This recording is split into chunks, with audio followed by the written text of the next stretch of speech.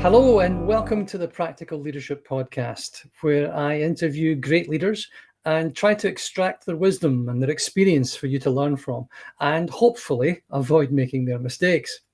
If you want to upgrade your leadership skills in 25 minutes, check out practical-leadership.academy. Today, my guest is Jan Rijken. I'll ask him to introduce himself in a minute. But what we're going to be exploring is his journey from PE teacher of children all the way through to being the Chief Learning Officer of ABN Amro. And now, as he says, he describes himself as being in his third career phase, where he's the professor at 2 business schools and training to be a city guide in his hometown of Arnhem. We'll look at the employee as an individual and how really to understand people where you find them. So, Jan Rijken, thank you very much indeed for joining me. Can I ask you, please, would you introduce yourself? Well, first of all, thanks for the invite, Paul, and great to be here. Let me introduce myself, Jan Rijken, Canadian by birth, Dutch nationality, living in NL. In my former life, I started as a PE teacher, so teaching school children, and then, let's say, I advanced, moving into L&D, where I had a career in 6 industries. I was very fortunate and privileged to be there. And now I'm a professor at 2 business schools, an author of books and articles. Let me ask you then, when you first became a people manager, what were the circumstances? I started teaching, so that's a sort of a leadership role because you have to manage a group. And that was overwhelming to start with, to look at all your pupils, look at individually who they are, and trying to get them all in the same direction. That did help me when I moved into my first corporate leadership role, and when I started to manage a small team. Real leadership was new to me, and I actually underestimated it. Learned a lot from that first role, and try to improve during other roles in leading teams and people, Paul. So what was the big learning?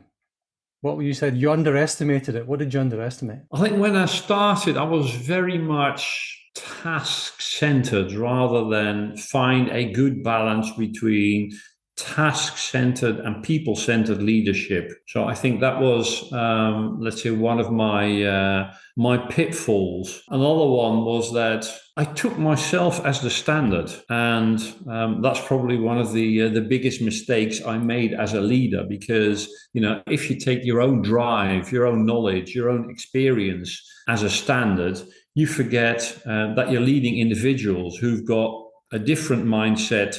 Maybe a different drive, different aspirations. So you need to tap into them. Are either of these then some of the advice that you would give to some of the people you're mentoring? I would say, look at who's behind the employee, what drives them, what's their ambition, why do they want to work in the organization and for you? And then, the second point probably is balance your task and people leadership.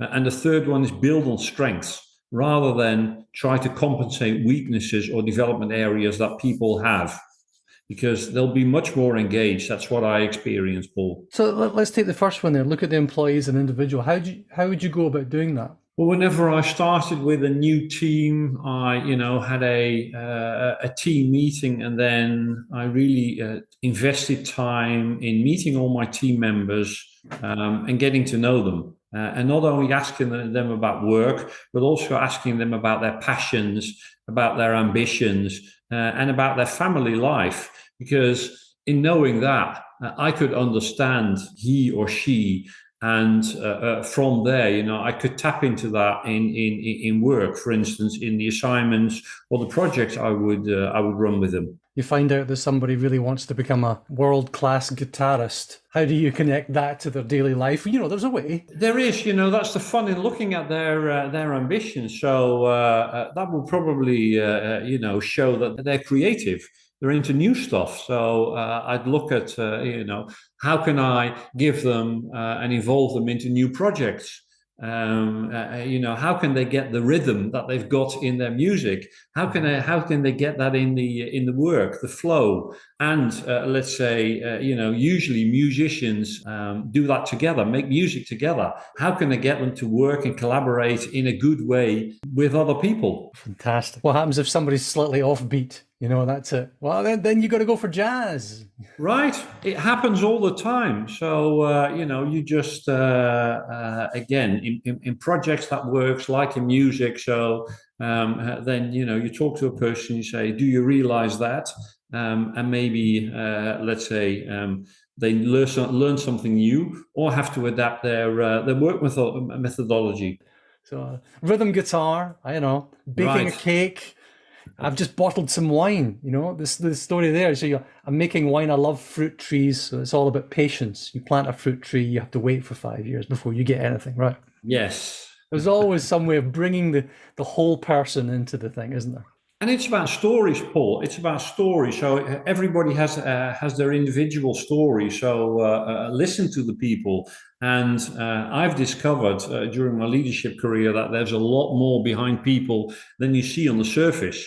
There's some exciting stuff that you can discover.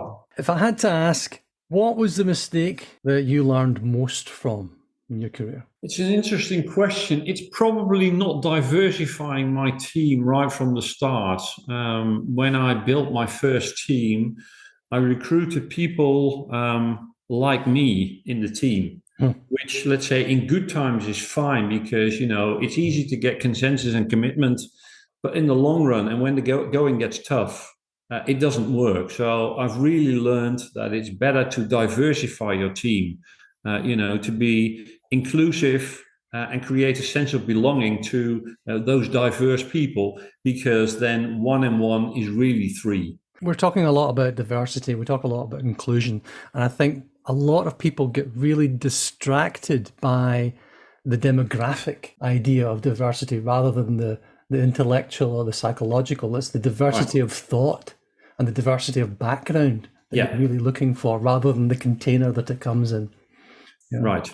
You mentioned that right now you're the professor at 2 business schools. One was not enough. So what else are you working on? What are you working on at present? A few things that are exciting. Well, first of all, I'm in my third career phase. That is exciting. I have left behind me the corporate life with all the politics and challenges. I love to play the political game, but it's also exhausting. So I've now moved to my third career phase where, let's say, I'm teaching, I'm sharing knowledge, I'm mentoring young talents, and I'm a granddad. And Fabulous. that's probably new and exciting to me. And you mentioned the word patience before. It also taps into my patience because I'm not a patient guy. But with my first grandson, I just focus on him and look at what does he need from me now to live in the moment.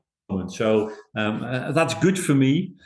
And then one more thing I want to mention, because I've got more time than I had before, and I have decided to become a city guide. I'm at the moment, let's say, in a program where I'm being trained to be a city guide, because let's say in a few months I'll be able to take you or others, in a group around Arnhem, show you the beauty, talk about history, talk about architecture. That's a great new addition to my life. That is fantastic. I absolutely love that.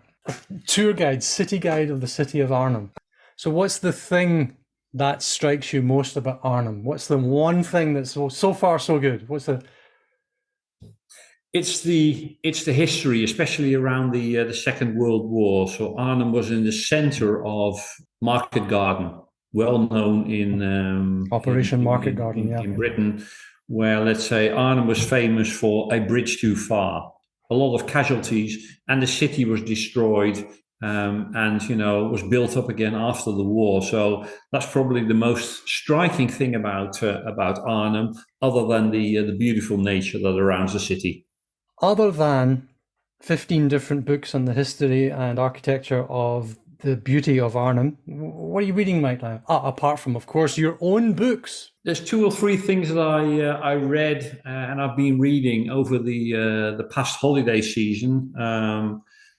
Let's say there's a book called The Workplace Curiosity Manifesto by a guy named Stefan van Hooijdonk. So that focuses a lot on curiosity. I think that's really important to look at. We are able to, if you've got children, you know that they're very curious. Then they get into the educational system and we're able to sort of temper their curiosity, whilst it is one of the great goods that we have. So how can you, let's say, boost curiosity in the workplace environment? So that's one book. And then I discovered 2 weeks ago, this book. I read an article about it and I've started reading it. It's called Slouching Towards Utopia. It's a book by a guy called Bradford DeLong.